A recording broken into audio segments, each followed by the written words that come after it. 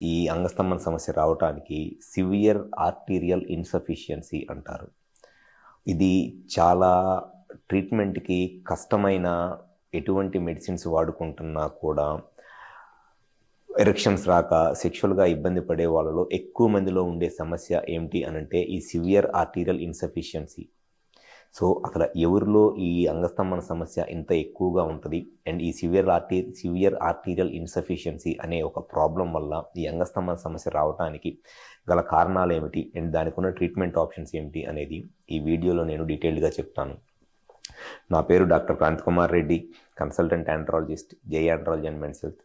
మాకు విజయవాడ, వైజాగ్, రాజమండ్రి, నెల్లూరు మరియు కర్నూలులో బ్రాంచెస్ ఉన్నాయి. నేను మగవాళ్ళలో ఎటువంటి సెక్షువల్ సమస్యలున్నా నేను దానికి ట్రీట్మెంట్ చేస్తాను.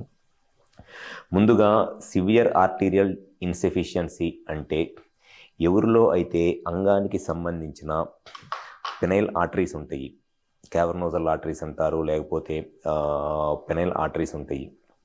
సో ఆ పెన్నిస్కి వచ్చే బ్లడ్ ఫ్లో అనేది నార్మల్గా ఎరెక్షన్ వచ్చినప్పుడు రావాల్సిన బ్లడ్ ఫ్లోలో కనీసము 10% బ్లడ్ కూడా రాదనమాట. సో అటువంటి వాళ్ళలో ఈ సివియర్ ఆర్టీరియల్ ఇన్సఫిషియన్సీ వల్ల ఈ అంగస్తంభన సమస్య అనేది వచ్చింది.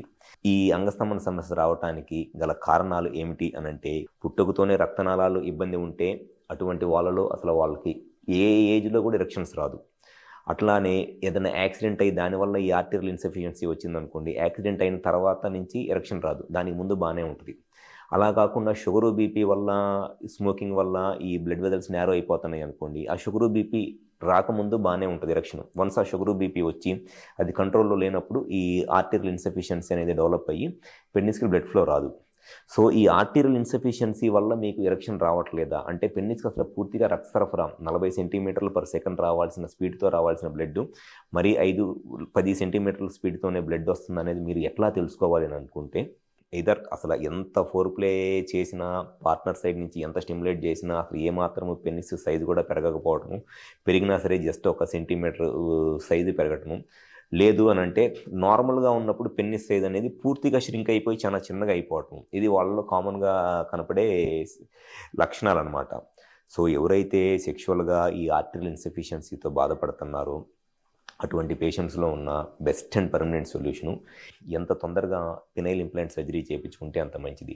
పూర్తిగా డ్యామేజ్ అయిపోయిన తర్వాత పెనైల్ ఇంప్లాంట్ సర్జరీ చేయించుకున్నా కూడా కొన్నిసార్లు ఉపయోగం ఉండదు.